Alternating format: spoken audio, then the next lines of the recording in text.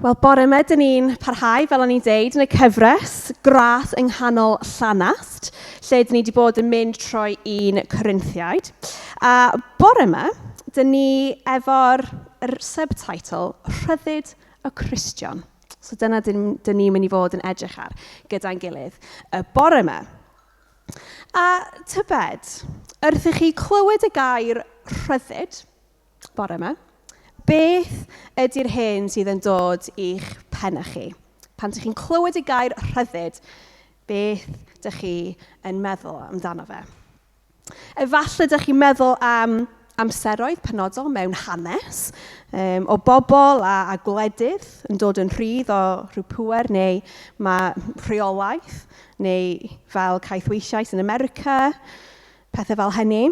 Neu efallai mae llinell enwog Mel Gibson yn dod i'ch pen chi, a dwi ddim yn mynd i wneud yr acen efo fo, ond they may take our lives, but they will never take our freedom. Alla fod hynna yn dod i'ch pen wrth chi clywed y gair rhyddid. A lot fawr o'r amser pan dyn ni yn meddwl am rhyddid a beth mae'n olygu, pan dyn ni yn siarad neu clywed amdano fo, dyn ni'n gallu mynd yn syth at yr hyn mae person neu pobl yn cael ei ryddhau yn dydan. Yr hyn maen nhw'n cael ei ryddhau oddi wrtho fe, lle rheolaeth neu gorthrymder neu beth bynnag ydi o. Ond weithiau wedyn, dyn ni ddim yn rhoi llawer o feddwl i'r hyn mae person yn cael ei ryddhau i wneud.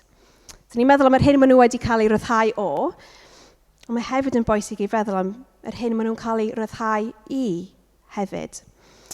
Cynni ydi sut mae person sy'n nawr wedi derbyn y rhyddid yn byw hynny allan. Yn byw allan yn y rhyddid sydd wedi cael ei rhoi iddyn nhw. A gyda'r eglwys yn Corinth, roedd yr eglwys wedi profi rhyddid. Roedd nhw wedi profi rhyddid yng Nghrist.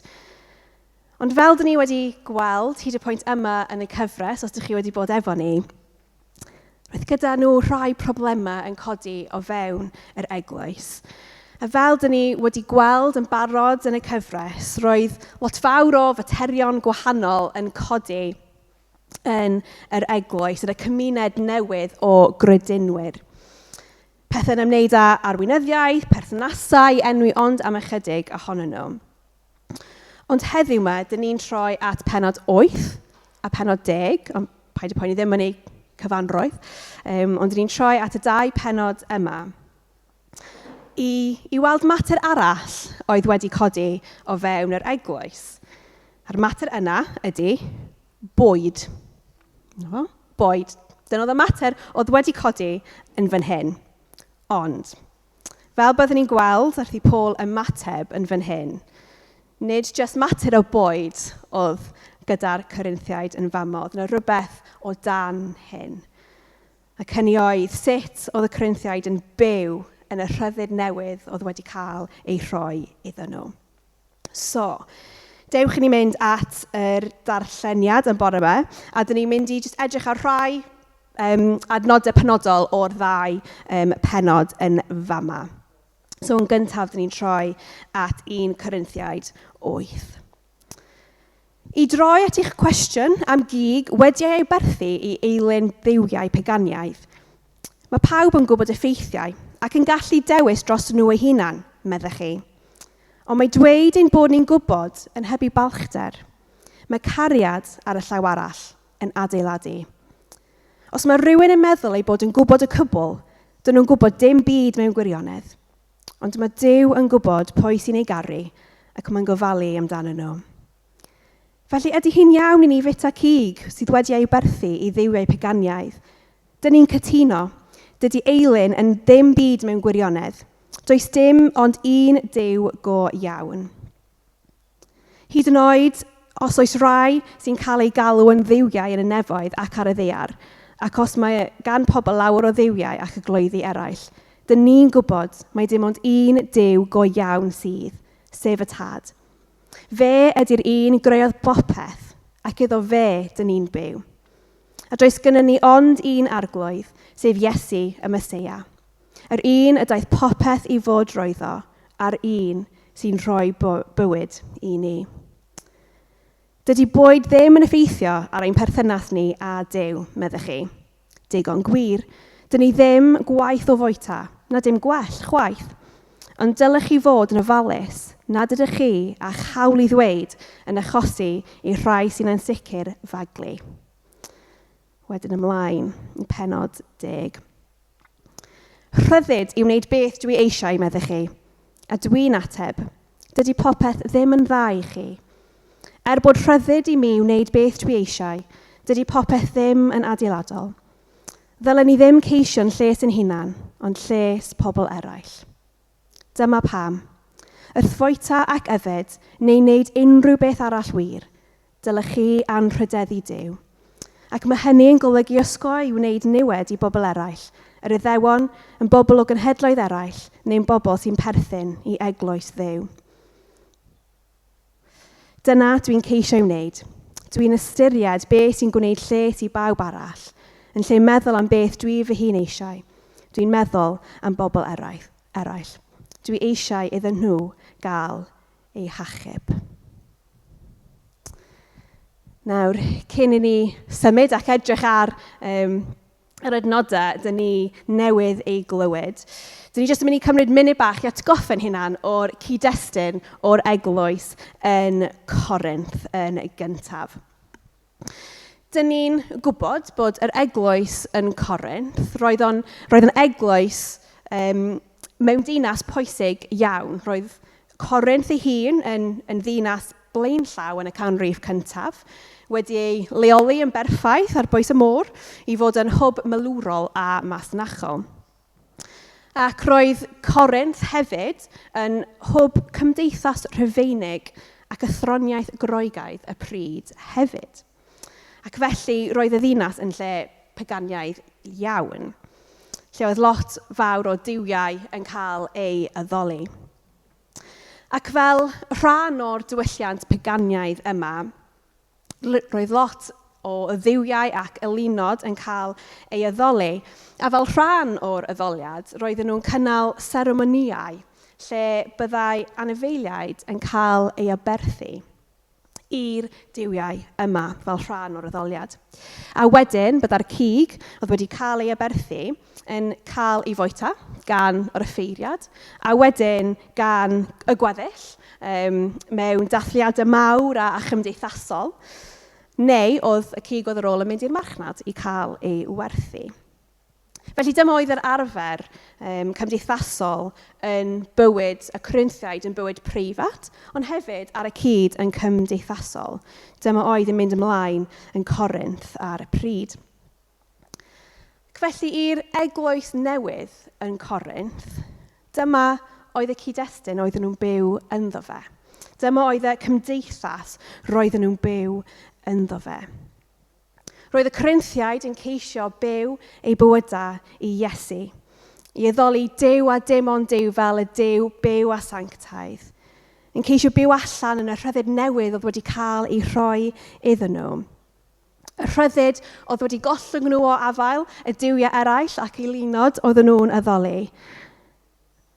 Ond oedd yr ffyrdd paganiaeth yma dal mor amlwg o'i cwmpas nhw. Ac felly roedd yna chydig o split yn yr eglwys o ran beth oedden nhw fod I wneud, sut oedden nhw fod ymddoen yn goleuni hyn I gyd. Roedd rhai yn meddwl oedd yn hollol iawn I fwyta'r cig oedd wedi cael ei aberthu, achos dydy'r diwiau eraill ddim yn bodoli, dyn nhw ddim yn diwiau go iawn, dyn nhw ddim efo unrhyw gafael, felly pa niwed byddai'n wneud. Ond wedyn ar y llaw arall, oedd yna rhai oedd wir yn poeni am y niwed byddai'n gwneud I cymryd mewn a gwneud y pethau a bwyta cig o'r marchnad oedd wedi cael ei aberthu yn gyntaf. Oedden nhw'n poeni am y niwed byddai'n gwneud i'w colonna nhw a'i cydwybod nhw os bydden nhw yn bwyta'r cig yma. Felly roedd y cwestiwn yma o'r Corinthiaid yn gwestiwn bwysig iawn I ofyn. A mae Paul yn ymateb I hynna, ond yn fwy bwysig I Paul oedd y rhyddid newydd oedd gyda'r Corinthiaid a sut oedden nhw'n gallu byw hynny allan yn y ffordd iawn. Ac yn yr adnodau dyn ni wedi clywed, mae yna cwpl o ffyrdd dyn ni'n mynd i edrych ar o sut mae rhyddid yna yn edrych fel. Beth ydy'r rhyddid sydd gyda ni i wneud? Sut allwn ni fyw allan? Ac yn gyntaf, mae'n rhyddid i garu. Nawr, dwi ddim wedi cyfarfod unrhyw un sydd yn hoffi know-it-alls. Ydych chi'n licio know-it-alls? Does neb rili sy'n licio pobl sydd yn know-it-alls. Mae'n siŵr bod ni gyd yn gallu meddwl am rhai pobl ella sydd i weld fel know-it-alls, fel petai. Pobl yna sydd yn gwybod pob dim, gyda'r ateb i bopeth, maen nhw byth yn anghywir. Maen nhw'n gallu bod yn bobl annoying yn dydyn. Ond dwi'n meddwl ella yr rheswm dyn ni'n ffindio y pobl yma chydig bach yn annoying. Ydy'r ffaith bod nhw weithiau yn gallu dod ar draws, dim pawb, ond weithiau pobl fel yna yn gallu dod ar draws chydig bach yn arrogant. Fel bod nhw'n gwybod popeth. Bod y gwybodaeth a'r gwybod wedi mynd syth i'w penna nhw. A wedyn bod nhw yn fwy bwysig na pawb arall. Gobeithio bod fi ddim yn galw unrhyw un allan yma. A dwi'n eog hefyd o wneud, so paid â poeni, dwi'n eog o wneud. Ond na fo. A fel arfer weithiau, there's no talking to know-it-all na, cos maen nhw'n iawn bob tro. Ond, pam dwi'n sôn am know-it-alls, pobl yn meddwl. Ond, i'r eglwys yn Corinth, oedd hyn bach yn broblem iddyn nhw. Achos oedd yr eglwys yn Corinth yn eog o wneud hynny. I eglwys newydd, fel yr un yn Corinth, roedd y Cristnogion yn gwybod lot. Ar bapur, oedden nhw'n gwybod yr dysgeidiaeth, y diwynyddiaeth, oedden nhw'n gwybod lot. Oedden nhw'n gwybod yr atebion a'r ffeithiau i gyd. Oedden nhw'n gwybod am ei ffydd a chryd yn new. Wrth gwrs mae'r wybodaeth yn bwysig yn dydy. Mae'n bwysig, dwi ddim yn deud bod o ddim. A mae'n bwysig i ni wybod yr efengyl, mae'n bwysig i ni wybod yr hyn mae Iesu wedi gwneud dros ni a hanes pobl Duw. Mae'n bwysig i ni gwybod hynny. Ond oedd y Corinthiaid gyda'r gwybodaeth i gyd, a'r gwybodaeth iawn a chywir at dat, roedd Paul yn deud oedd yna rhywbeth ar goll. A'r peth oedd ar goll oedd cariad. A gyda'r achos ni wedi clywed am y bore yma, yn y penodau dyn ni wedi darllen, roedden nhw'n gwybod yn iawn ac yn credu dim ond un Duw sydd. Does gan y lunod dim pŵer neu gafal dros unrhyw beth. Duw oedd yn sofran. A'r unig un oedd yn heiddi ei addoli. A dyn ni'n gweld Paul yn cytuno o hynny. Duw ydy'r unig Duw sydd. Ond oedd Paul yn adresio eu hagwedd nhw. Dyna oedd Paul yn adresio. Achos mae Paul yn rhybuddio'r Corinthiaid gyda'r geiriau yma. Mae dweud ein bod ni'n gwybod yn hybu balchder. Mae cariad ar y llaw arall yn adeiladu. Neu mae'r cyfieithiad Saesneg yn deud o fel hyn. Knowledge puffs up, but love builds up. Mae gwybodaeth yn ei le yn bwysig ac yn iawn. A mae gwybodaeth heb gariad yn gallu creu rhoniadau, balchder, ac yn gallu tyfu ysbryd hunanol yn ni. A dyma oedd yn digwydd i'r eglwys yn Corinth. Mae yna adnodau nes ymlaen yn Corinthiaid sy'n sôn am cariad. Ac yn deud heb gariad, dyn ni ddim byd ond jar metal swnllyd neu sŵn symbol yn cael ei daro. Dyna mor bwysig ydy cariad. Bod cariad ydy'r graidd o bob dim.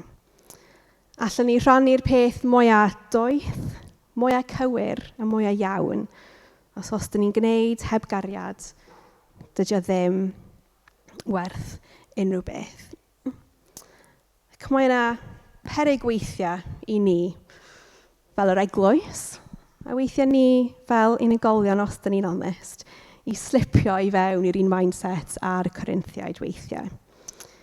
Un bod ni'n ceisio bod yn fanwl gywir am bopeth gydag eraill Eisiau ennill dadl, gwneud yn siŵr bod pawb yn gwybod y gwybodaeth iawn a beth ydy'r gwir. Weithiau allan ni ffindio yn bod ni yn y proses yn brifo eraill, a bod ni ddim yn wneud gyda cariad. Achos mae derbyn Rhyddid y Crist yn rhoi rhyddid i ni i garu eraill yn well ac i roi cariad yn gyntaf ym mhob dim. A dyn ni dim ond gorfod edrych ar Iesu i weld sut mae hynny yn edrych. Roedd gan Iesu yr awdurdod, y ffŵer, y gwybodaeth fel petai i gyd fel mab Duw.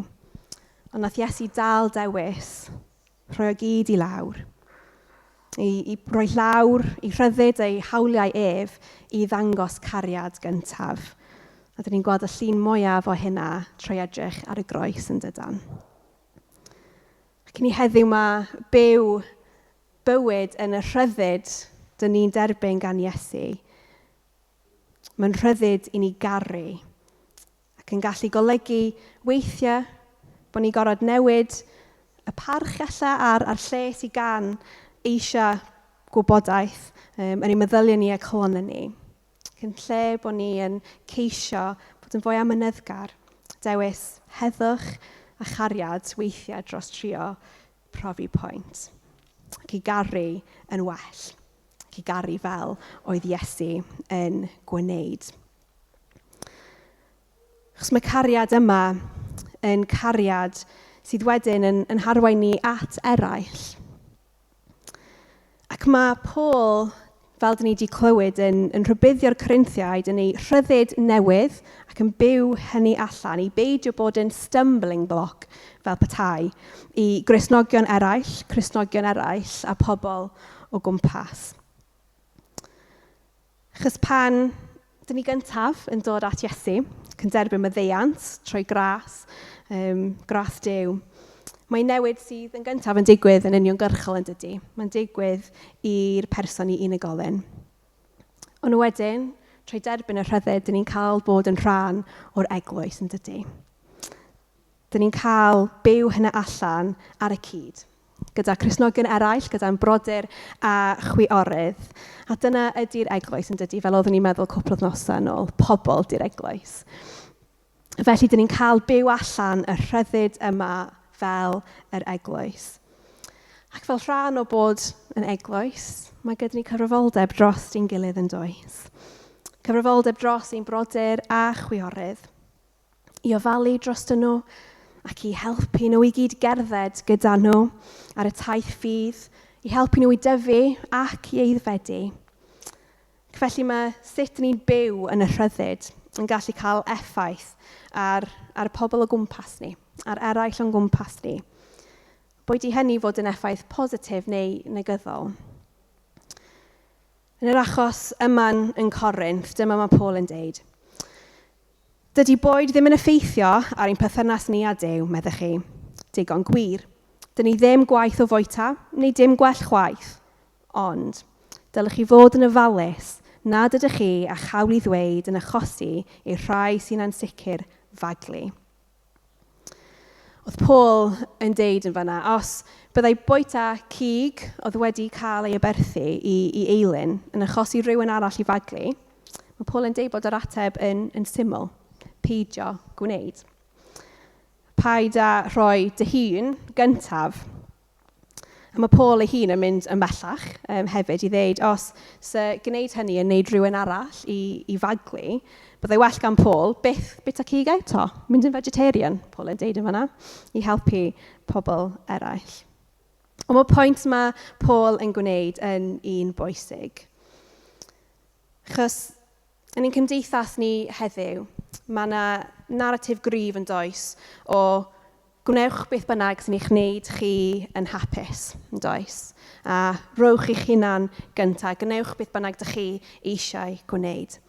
Dyna'r naratif dyn ni'n clywed diwrnod ar ôl diwrnod, tro ar ôl tro, pan dyn ni'n troi'r sledio ymlaen, mynd ar social media, dyna dyn ni yn clywed.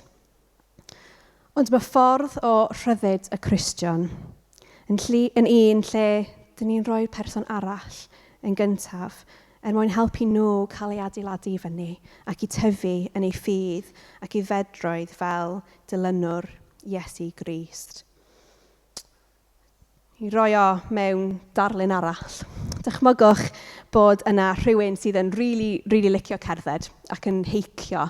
Dwi'n gwybod mae criw wedi bod fyny'r mynydd yr Wyddfa, ddoe. Dychmygwch bod person yn dda yn gwneud. Bod nhw'n gallu mynd fyny'r Wyddfa yn reit sydyn a bod nhw'n joio gwneud hynny. Dim problem. Ond wedyn deud bod y person yna yn mynd i arwain grŵp o bobl i fyny yr mynydd. Lla criw cymysg o bobl, ella rai pobl sydd ddim cweit mor brofiadol, ella rai bach, rai plant, ond dyna rai mae'n arwain fyny'r mynydd. Neu bysa'r person yn gallu mynd peis ei hun i fyny'r mynydd yn bysa. So mae'n gallu dal mynd ar ei peis ei hun i fyny'r mynydd. Ond, yn lle gwneud hynny, lles, y coesa, y plant bach, a'r pobl sy'n ella bach fwy yn sicr o ddringo mynyddoedd. Dwi ddim yn gwneud hynny na. Mae'n mynd yn arafach. Mae'n stopio'n fwy aml weithiau, ac mae'n gwneud yn siŵr bod pawb yn iawn, bod neb yn stryglo, neb yn baglu a neb yn cael ei adael ar ôl. Dydy y rhyddid sydd gyda ni yn Crist ddim yn ein caniatáu ni i fod yn hunanol. Ond yn lle mae'n rhyddid sy'n weithiau yn golygu i ni addasu cyflymder neu dewisiadau a hyd yn oed weithiau i'n hawliau ni mwyn eraill. Achos dylse'r rhyddid yma helpu pobl eraill tuag at Iesu, nid gwthio nhw i ffwrdd. A weithiau dyna mae'n golygu i ni byw allan y rhyddid i roi eraill yn gyntaf, mwyn lles ysbrydol pobl eraill yn lle personal preference ni.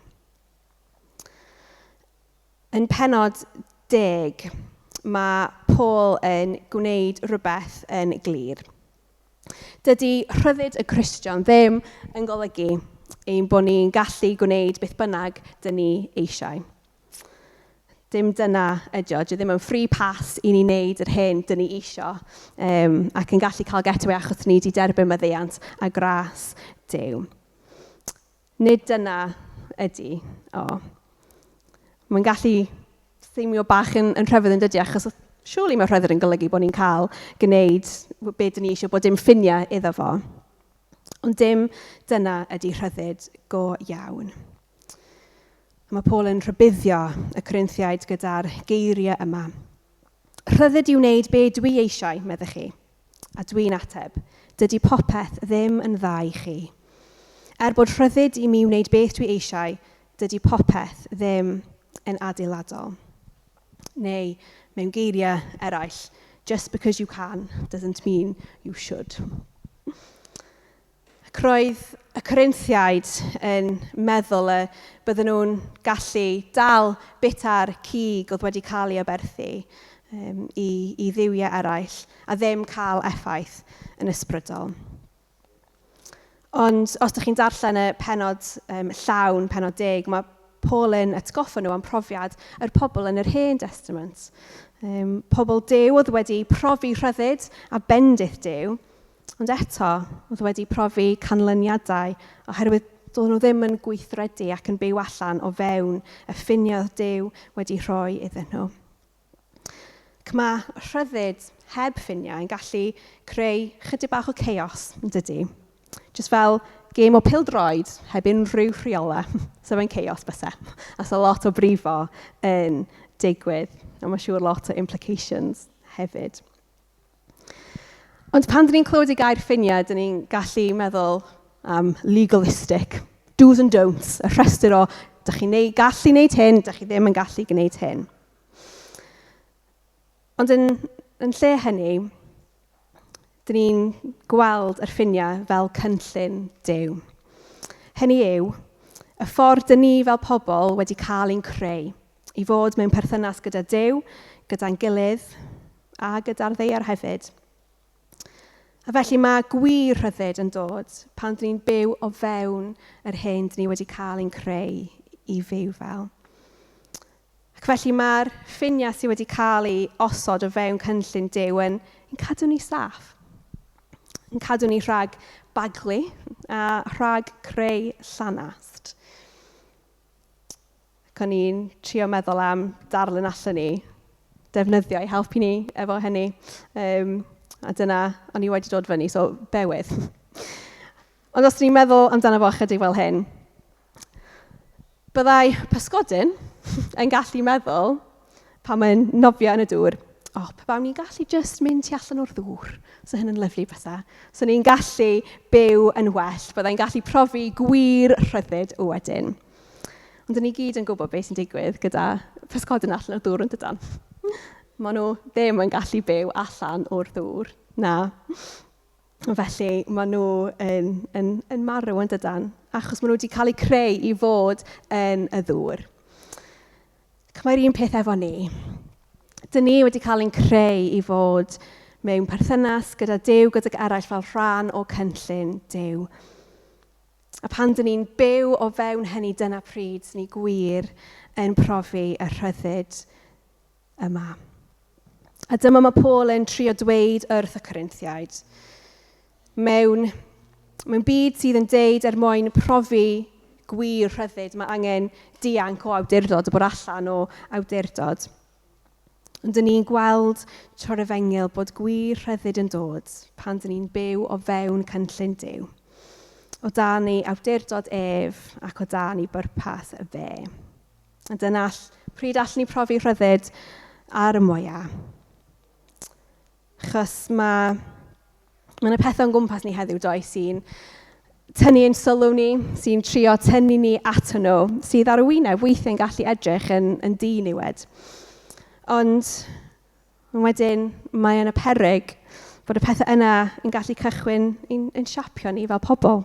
Siapio ein agwedd a gwerthoedd a tynnu ni i ffwrdd o gynllun Duw. A mae Paul yn annog y Corinthiaid i aros o fewn cynllun Duw i profi gwir rhyddid. Ac mae Paul wedyn yn gorffen gyda chalon yr holl fater o'r 2 pennod yma. A dyma mae'n deud, wrth foeta ac yfed, neu wneud unrhyw beth arall wir, dylech chi anrhydeddu Duw. Dylech chi anrhydeddu Duw. Achos yn bennaf mae Paul yn deud, nad ydy'r cwestiwn wir yn gwestiwn o, allai wneud hyn, allai wneud hyn. Ond yn lle mae'n gwestiwn o, a fydd Duw yn cael ei ogoneddu ac anrhydeddu trwy hyn. Dyna ydy rhyddid y Cristion. Nid ein mwyn ni i wneud ein hunan yn fawr ac i edrych yn dda ein hunan, ond i ni bwyntio eraill at Iesu, at y gwir, a'r unig Duw byw, iddo fe cael ei anrhydeddu a gogoneddu. A bydd hyn wedyn yn fframio pob ran o'n bywydau ni, pob dydd. O'r pethau mawr a'r gwledig, a hefyd y pethau bach ac anweledig. Sut ni'n siarad gyda pobl, sut ni'n ymddwyn, beth ni'n gwylio, sut ni'n defnyddio ein hamser ni, sut ni'n ymateb o dan pwysau, a sut ni'n byw mewn perthynas gydag eraill. Mae bob diwrnod yn rhoi cyfle i ni i roi agoniant i Dduw, trwy'r pethau dyn ni'n gwneud a'r penderfyniadau dyn ni'n gwneud. Ac yn rhoi cyfle i ni allu pwyntio pobl at Iesu. Os mae gyda chi ffenest lan, mae'n gadael y golau trwyddo yn dydy. A wedyn mae golau yna yn goleuo'r ystafell i fyny. Ond os mae'r ffenest yna chydig bach yn budur, heb di cael ei olchi, mae wedyn yn stopio'r golau yn dod trwyddo yn dydy.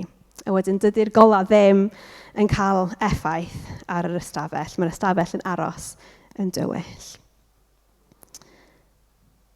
Felly mae Paul yn deud wrth y Corinthiaid, dylse Rhyddid y Cristion bod fel y ffenest lan, yn gwneud Iesu yn fwy gweladwy, nid llai fel ffenest budur. Felly mae Rhyddid y Cristion yn un o'r rhoddion mwyaf sydd yn cael ei rhoi i ni drwy anhygoel ras Duw. Ond mae'r rhyddid yma, fel mae Paul yn atgoffa ni trwy'r penodau yma, ddim yn golygu bod ni'n just gallu gwneud beth bynnag dyn ni eisiau. Ond yn lle, yn yr moment dyn ni yn cael ein ryddhau o afel pechod, methiannau, ofn, dyn ni wedyn yn cael ein ryddhau i fyw bywyd newydd, i fyw bywyd gwahanol, un o rhyddid yng Nghrist. Mae'r rhyddid yma yn cael ei weithio allan yn y ffordd dyn ni'n caru pobl, yn y ffordd dyn ni'n rhoi pobl eraill yn gyntaf, ffordd dyn ni'n byw yn ôl cynllun Duw, a bod y cyfan wedyn yn rhoi clod ag agoniant i Dduw. Mae'n rhyddid sy'n cael ei gweithio allan bob un diwrnod, yn bob un peth dyn ni'n gwneud. Ond mae'r rhyddid yma yn rhyddid sydd gyda pwrpas. Ac mae'n rhyddid sydd yn galluogi ni i fyw bywyd i Iesu ac i ogoneddu Duw. Felly, bore yma os ydych chi yn eistedd yma ac yn clywed am y rhyddid yn Crist, ac efallai ydych chi heb wedi derbyn y rhyddid yma. Mae'n wahoddiad gan Iesu i chi mynd ato fe a derbyn y rhyddid a'r bywyd newydd yn Iesu. Neu efallai bore yma, dyn ni jyst angen dod unwaith eto at Iesu a cyflwyno ein hunan, ymrwymo ein bywydau ni unwaith eto i fyw yn y ffordd o rhyddid mae Paul wedi bod yn sôn amdano fan hyn. Felly dyn ni jyst rhoi bach o amser i ni wneud hynny nawr. Dyn ni'n mynd i wneud hynna jyst trwy gweddio. Gadewch i ni weddio.